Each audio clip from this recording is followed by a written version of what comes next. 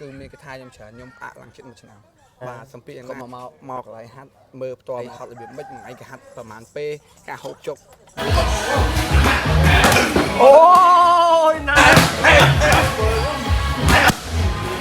មើលសួរមើលគេចប់ណាចប់ហើយមានឈ្មោះលេងខ្សែក្រវ៉ាត់ទៀតណាបាទយ៉ាងមិនដែរការប្រកួតលើកនេះគឺថាដៃគូខ្ញុំគឺគាត់មកគឺតាន់នេះតាន់ណាបាទធ្លាប់ឃើញគាត់ប្រកួតមើលវីដេអូគាត់ហើយណាមកគាត់ចាស់ខ្សែក្រវ៉ាត់ទៀតខ្សែក្រវ៉ាត់5អូ5មានធ្លាប់ឃើញថាគាត់ប្រកួតជាមួយអ្នកណាដែលយើងស្គាល់ធ្លាប់ស្គាល់ដេកសយ៉ាមហើយនឹងកីឡាករចិនដែលខ្ញុំប្រកួតឈ្នះគាត់មួយអីយ៉ាងមិនដែរពេលគាត់ប្រកួតគឺគាត់ខ្សែវាយដៃឲ្យដើរចូលវាយដៃដើរចូលជុំវាយដៃដើរចូលហើយដល់ពេលយើងតត3ដែរអេពិបាកធ្វើគេនេះតែមានកែនេះទួចដែរតែមើលទៅស្មាត់គេនឹងដូចជាសាច់ណែនណាបាទវាយ60ម៉ានវាយ63កន្លះ63កន្លះ63កន្លះគុណណាបាទកម្មវិធីរបស់ត្រើយកាន់វាយនៅណាchứវាយនៅថោនវាយនៅថោនតែរំពឹងឯខេត្តនៅពេញយើងនៅខណ្ឌពោធិ៍សែនជ័យដាក់ក្តីរំពឹងយ៉ាងណាដែរសម្រាប់ខ្ញុំគឺអាទិត្យនេះខ្ញុំហាត់ពេញហើយខ្ញុំនឹងប្រកួតអស់ពីសមត្ថភាពបាទមិនលឺមិនឃើញថា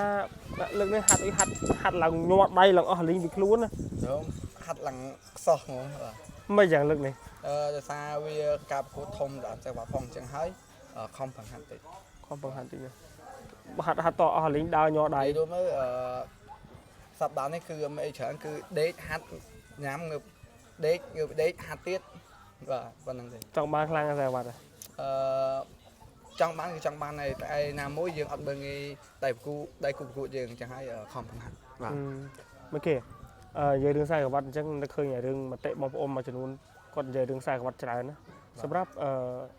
មេគេប៉ះពាល់អារម្មណ៍បាទខ្ញុំគឺនិយាយទៅមកកប់ចិត្តគាត់បានទេអញ្ចឹងហើយ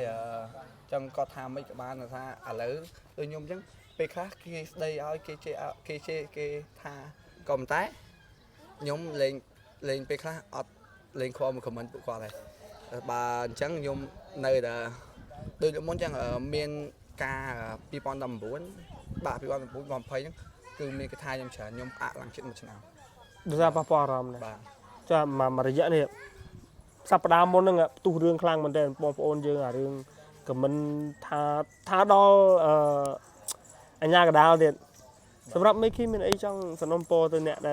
ដែលចូលចិត្តអវតិអវិជ្ជមានចឹងសម្រាប់ខ្ញុំអត់មានអីច្រើនទេថាបើសិនជាគាត់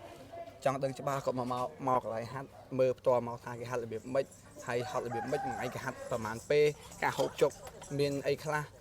បាទចង់ឲ្យគាត់មកមើលផ្ទាល់ចឹងបងសំពីតយ៉ាងណាបាទសំពីតយ៉ាងណាហើយណាមួយកីឡាករយើងមិនមែនសួរហាត់ទេពេលខ្លះកាយសម្បទានអត់